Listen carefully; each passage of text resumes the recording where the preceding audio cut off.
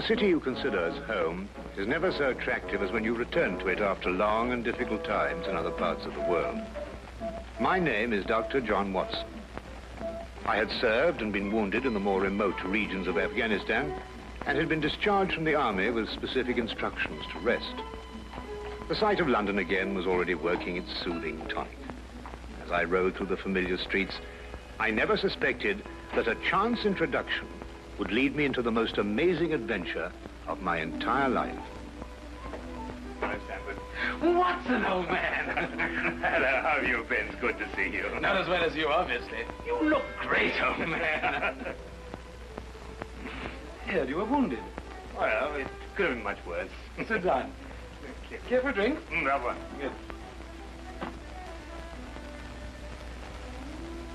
Well, what are your plans now? Got nothing really at the moment. I'm looking for lodgings. Trying to solve the old problem of comfortable quarters at a reasonable price. That's odd. There's the second man today that's used that expression. Really? Who's the other? Well, you wouldn't know him. He's doing some work in the chemical laboratory at the hospital. Might be interesting. Yes, well, I wouldn't mind sharing a flat with somebody if he was all right. Well, Anything wrong? Oh, no. He's rather strange. Well, what's wrong with him? Oh, nothing wrong with Holmes. That's his name, Sherlock Holmes. Well, when I saw him this morning, he was doing some research with a corpse. Oh, what was he doing? He was beating it with a stick. I beg your pardon? Did you ring, sir? 2 shillings, please. Very good, sir. What did you say this Sherlock Holmes fellow was doing? He was beating a corpse with a stick. Oh? What in heaven's name do you want to do that for? He wanted to find out if it was possible to inflict a bruise on a body after death. Why? You know? Did you ask him? That's another strange thing about this Holmes. Somehow, one never thinks to question him. No.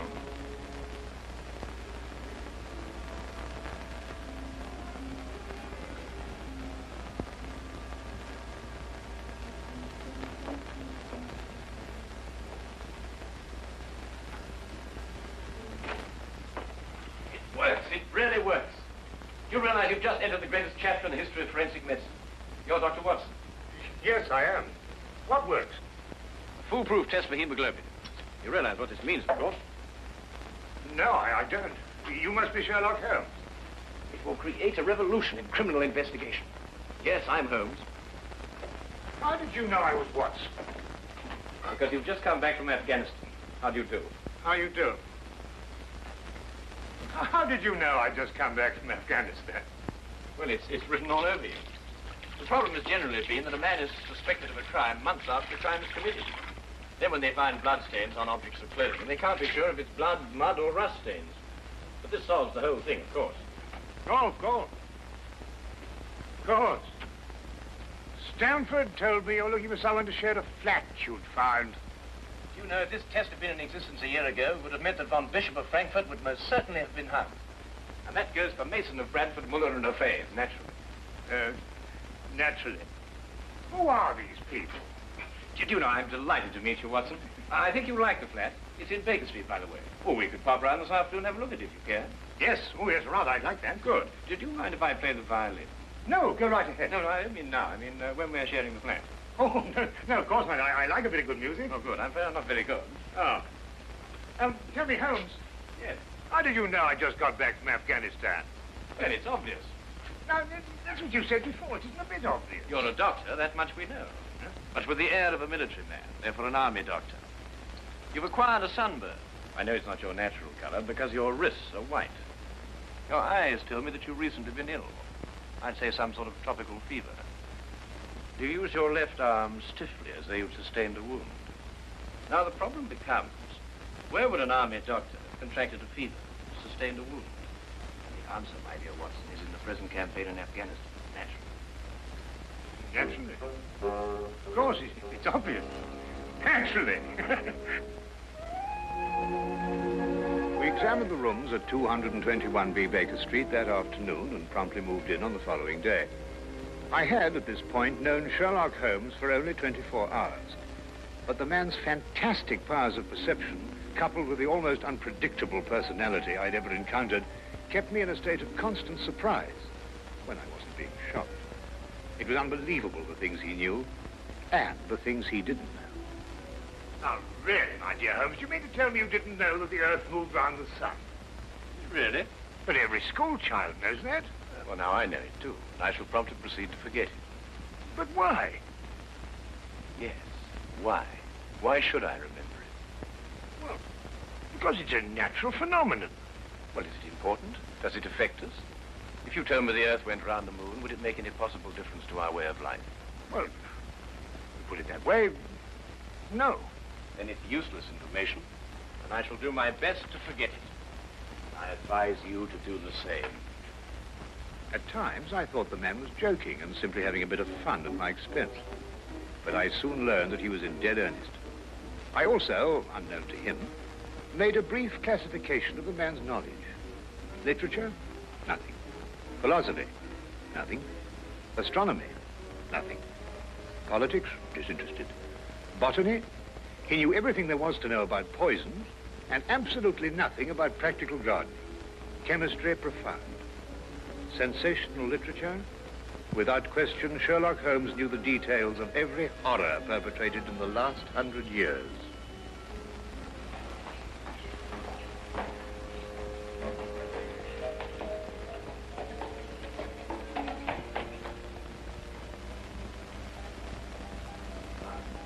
I believe we have a visitor. Really? Who's coming here? I believe so. I would also say he's a retired sergeant of Marines. Oh, you know the man? I've never clapped eyes on him before in my life. Well, in that case, that's one of the wildest statements I ever heard. How can you possibly guess he's a retired sergeant of Marines? You've never seen him. A guess, my dear Watson. A calculated deduction. Yes, he is coming up here. Do you mind if I ask him his profession? Oh, by all means. Now, where did I put my violin case? Hmm? Oh, it's over here. There you are. Ah, my old friend. Come in. Excuse me, gentlemen. I have a message here from Mr. Sherlock Holmes. Thank you.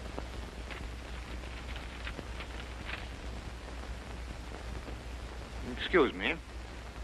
Sir? Do you mind telling me your occupation? Not at all, sir. I'm a civil servant employed by the police department. Thank you. I just wondered. Not at all, sir. How long have you been with the police department? Just a year, sir. Before that, I was a sergeant in the Marines. Good day, gentlemen. How did you know? An interesting letter, Watson. A very interesting letter. Perhaps you'd like to come with me. Where? To catch a murderer, of course. Of course.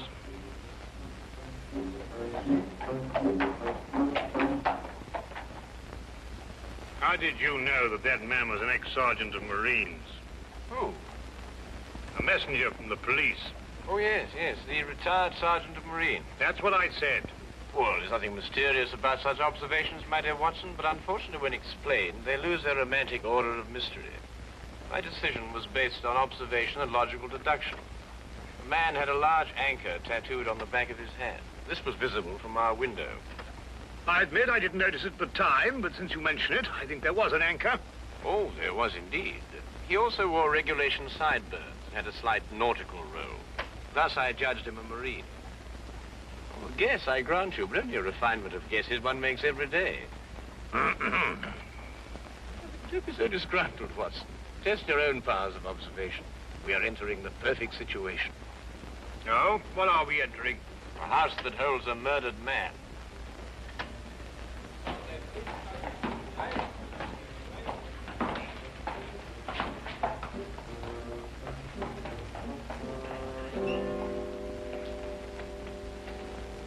Is Inspector Lestrade inside?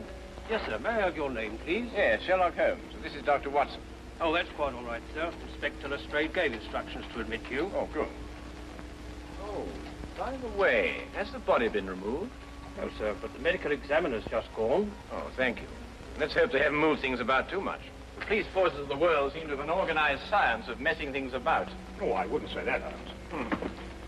Now then, move along there, everybody. Move along. There's nothing to see today. I don't know. I swear I don't know. I tried to help him. Don't you believe me? I had to do what I could. It was instinctive. It was instinctive for a woman like you to commit murder. That's not true. You know it's not true. I know you hate me, but you can't believe I'd do a thing like this. Yes, I can, and I do. Please. She's a murderess. You know it as well as I. She murdered your brother. It's a lie. Yes, it's a lie. Your entire story's a lie. The relationship you had with my son was a lie. My son's been murdered. This girl's a murderess. Why she did it, what her motive was, I don't know. They were engaged without my blessing. I can only be grateful that she gains nothing by her crime. Your duty now is to convict her. Just a moment, please.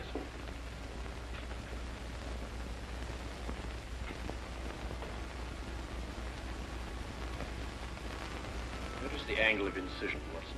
Yes. And the force of the blow and the general penetration of the upper region of the chest. How long would you estimate before loss of consciousness? Well, it's difficult to say. 30 seconds? Minutes? Oh, between the two. I see. And death? Shortly thereafter. 2 minutes? 3? 3 or 4, I'd say. Thank you, Watson. All right, take him out. Ah, forgive the interruption.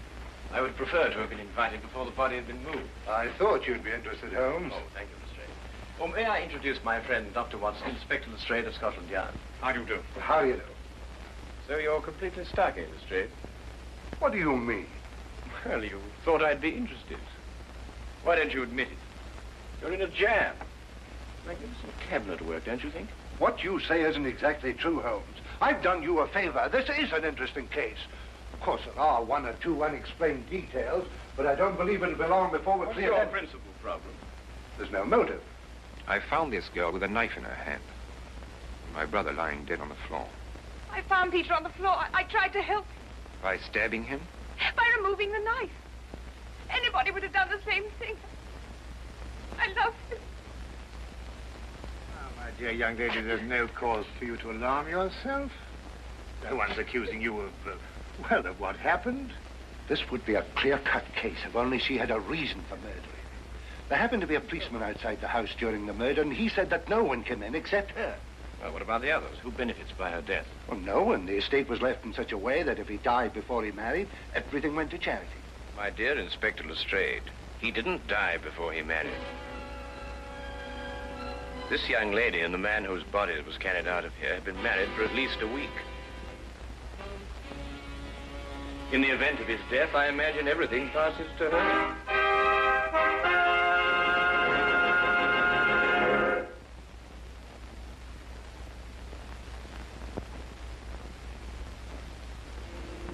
And now we return to the case of the Cunningham Heritage.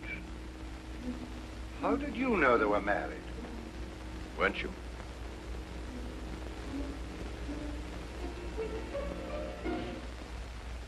Yes, a week ago. Then you do benefit by my brother's death. You're his heir. I don't know if I am or not. I only know I didn't kill him. I swear I didn't. Where were you married? We went down to Brighton last weekend. Well, why didn't Peter say anything about it? I don't know. He asked me not to say anything, so of course I didn't. I'm afraid, young lady, I'll have to ask you to accompany me to headquarters. Sam.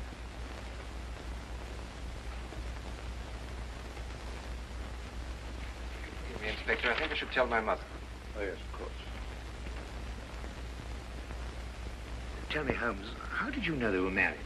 Well, the man's hands had the remains of a sunburn and the fading marks of a narrow ring, but not as yet that indentation of the finger a ring generally leaves. A weekend in the sun at Brighton explains the whole thing perfectly. I didn't notice these things. Yes, I know. The young lady's hands were also sunburned, and to the same degree. Then the case is solved. Yes, it would appear so, wouldn't it? What are you looking for? Now, do you see that? What? Here, use this. Why, that's only the cut in the carpet. Yes, but it's a fresh one. Yes, but what does it mean? That's a good question. We'll stop looking for clues now, Holmes. Ah, you've solved the case then. Completely. Oh, splendid. Seems this girl had a record. 9 months in the woman's prison in Holloway, from the 21st of February, 1892, to the 21st of November, 1892. She was employed as a governess and convicted for stealing £300 from her employer. It's quite true. I knew you'd find out sometime. I made a mistake 5 years ago, but I paid for it. But Peter knew all about it before we were married. I never tried to hide it from him. You didn't know what else you had in mind. I had nothing else in mind except that I loved him. I'm afraid I must ask you to go with the office on this. Rather, madam.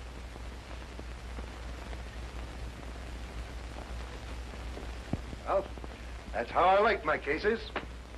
Fast and simple. Oh, you must tell me some more about it. Well, there's nothing to tell, really. Her story was that Peter asked her to call here at 10 sharp. She arrived, found the door open for her, came in here and found him writhing on the floor with a knife in his chest. She screamed, pulled it out, and just then Brother Ralph walked in. Peter died without saying another word. So she stabbed him for the inheritance and was caught in the act. Simple. Well, falling off a log. Couldn't be simpler, could it, Watson? Oh, I still think it's a tragedy. Yes, but in my job, Dr. Watson, we run up against it all the time. Cigar? No, thank you. Well, I suppose you've had some amazing adventures. Yes, but one learns to have a real philosophy of life and get a good perspective. Yes, I suppose so. But just the same, I think it's a pity. Just another case of a clever girl being too clever. For the clever girl who intended to murder her husband, he certainly chose the most stupid possible way to commit the crime. What was that? Well, what's this? Checkbook. Oh, amazing deduction, Lestrade. Look. So Peter Cunningham drew a check for £1,000. 6 weeks ago, and 5 weeks ago, and 4, and 3, and 2, and that's all. Well? They're drawn to cash. Well, I don't get your point. He was a very rich man. Well, it's a great deal of cash. It was his own money. I suppose he could do what he liked with it. You may have hit the proverbial nail, Lestrade. Now, look here, Holmes. You're trying to start something that just doesn't exist. Do you think so? I have a great deal of respect for your opinion, Holmes. But your trouble is that you can't leave things alone. If there isn't a mystery, you have to make one, or you're not happy. You're right, I'm not happy. There are marks on the carpet indicating a struggle. The man whose body was carried out of here was over 6 feet in height. If he had struggled with the girl who had left here, I don't think he'd have lost. She surprised him. Oh, but he was expecting her. That's her story. I'd say she sneaked up on him. What, had stabbed him in the chest? How do you sneak up on someone and stab him in the chest, Lestrade? Now, look here, Holmes. You're trying to start something, and I just won't stand for it. That girl's a jailbird, and she's guilty, and she's going to hang. And that's the end of the case. I see Inspector Lestrade is up to his usual mental gymnastics, trying to hammer square pegs into round holes. Well, Lord, it's been a great pleasure meeting you, Inspector. I warn you to keep away from that man, Holmes, or you'll be insane in less than a week.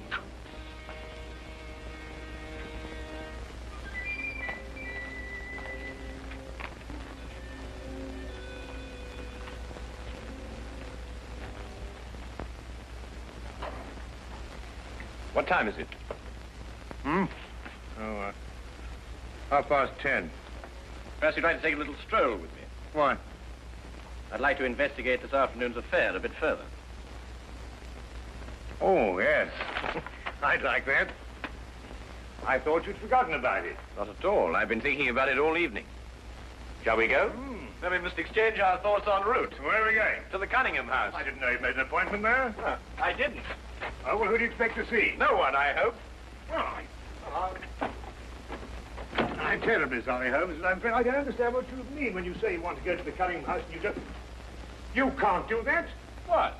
Well, you can't break into the house. Why not? It's against the law, that's why not. Why, if we're caught... That's it. What is? If we're caught. But that makes no difference. It makes no difference at all. The thing is, if we're caught, it's against the law.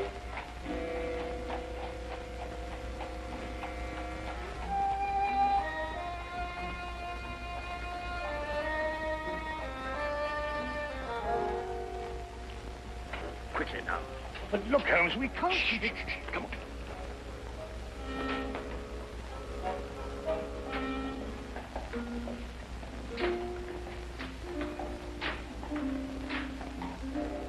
Good evening, Inspector. Good evening, Sergeant. Everything all right? Yes, sir. I just thought Sherlock Holmes might have dropped by. Where'd you get the key? The key's a burglar's too. A burglar's too? Street clear? Yeah.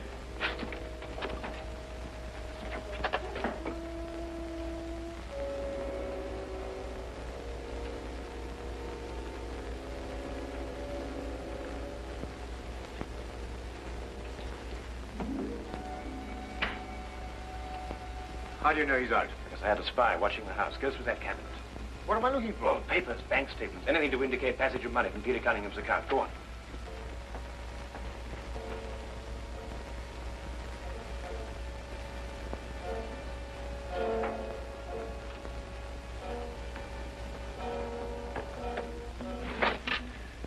It's absolutely ridiculous. Looking for something and you don't know what in order to catch somebody and you don't know who.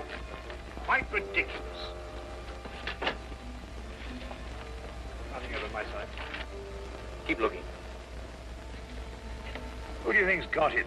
Whatever it is we're looking for. Why did Peter Cunningham try to hide the fact of his marriage? A week or a month would remain indifference as far as his mother was concerned. She would never have consented to his new bride anyway.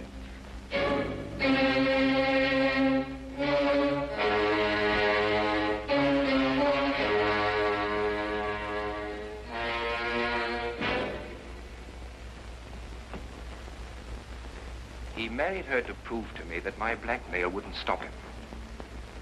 And then he withheld the fact in order to give me 1 week to clear out of the country before he exposed me.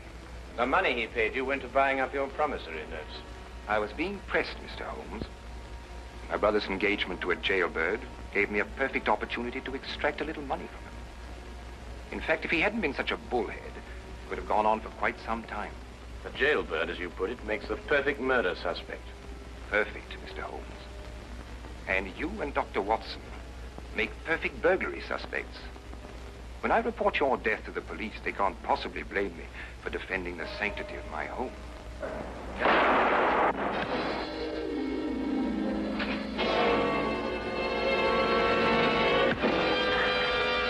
Well done, Watson. Oh, I could have done a bit better, only it was my bad shoulder. Quite all right, Watson. Think no more about it. So that's our murderer. Yes, the only possible one, of course. Only a man could have struck that blow. Peter died, as you say, within 3 or 4 minutes. And there was a bobby outside the whole time. Yes. Crystal clear. No, it's completely obvious. Well, what do we do now? What's going on here? Who fired that shot? We will sit with the good inspector, and with the aid of our evidence, a bit of logic, and a few simple diagrams, we will endeavor to convince him that night follows day and that 1 and 1 inevitably makes 2. How did you two get in here anyway? Now, Inspector, calm yourself, calm yourself. Come, sit down. Now, there's a good fellow. Sit right here. Now, you see, we have a great deal to talk about.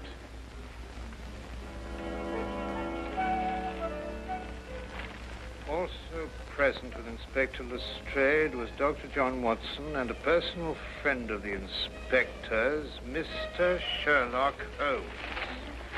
This is ridiculous. It's fantastic. This isn't the way it happened at all. This will revolutionize investigation, Watson.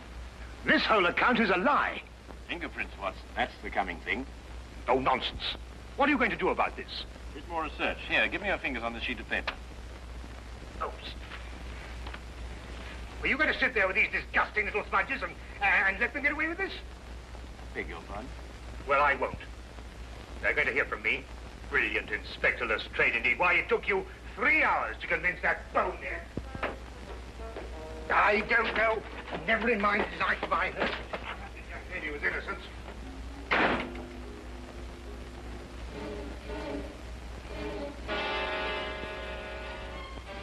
Oh. I wonder if he got more than a shoulder wound in Afghanistan. Oh, well.